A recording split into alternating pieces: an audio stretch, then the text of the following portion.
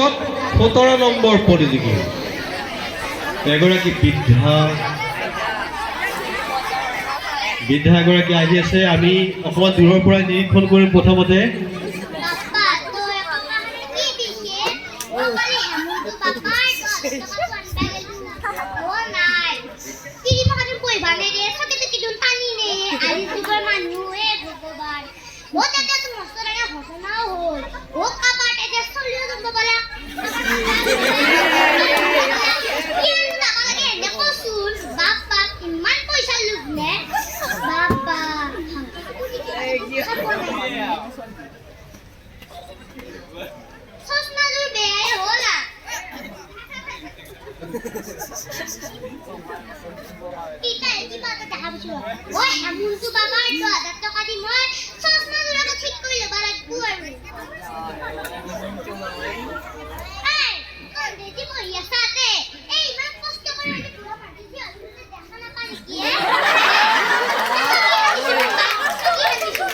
ৰ'ব ৰ'ব ৰ'ব আইতা, আপুনি ক'ৰ পৰা অহা বুলি কৈছিলে?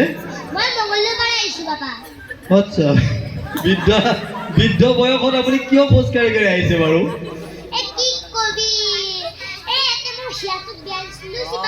আচ্ছা আচ্ছা আচ্ছা, নাই আপুনি 10,000 টকাৰ কথা এটা ক'লে দেখোন। আপুনি আজিকালিতো গোটেই তিৰোতাবিলাকক 10,000 টকা দি পগলা কৰি দিলে চৰকাৰে। এতিয়া আপুনি পাইছে নে 10,000টো? পাইছিলে? তাৰমানে বুঢ়াকো দিছে, ডেকাকো দিছে চৰকাৰখনে। বাপ, কেনেকৈ পইচাবিলাক দিছে গোটেই তিৰোতাবিলাক আজিকালি। এই আপোনাৰ বোৱাৰী আছে নে ঘৰত?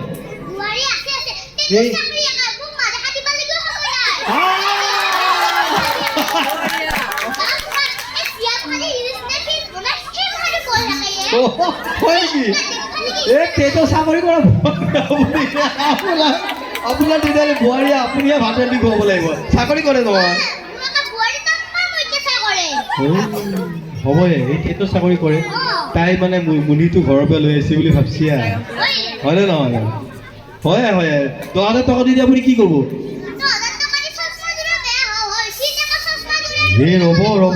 ৰ'ব আইতা, চশমা নহয়, চশমাও ল'ব, কিন্তু 10,000 টকা আপুনি হাঁহ পুহিব নে ছাগলী পুহিব কওকচোন? কি দিম বুলি কৈছিলে তুমি?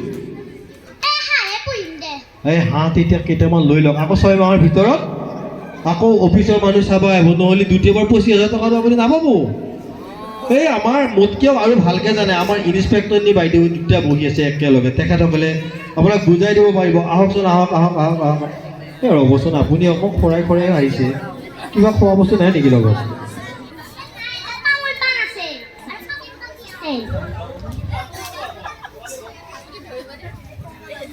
আইতা, আপোনাৰ নহয় এটা দাঁতো খৰা নাই।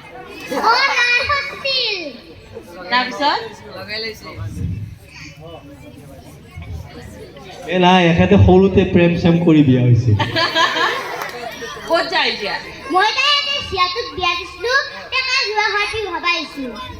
কি আহিছে?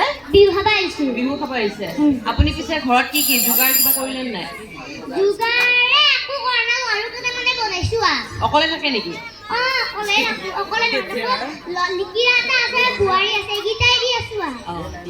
ঠিকে আছে।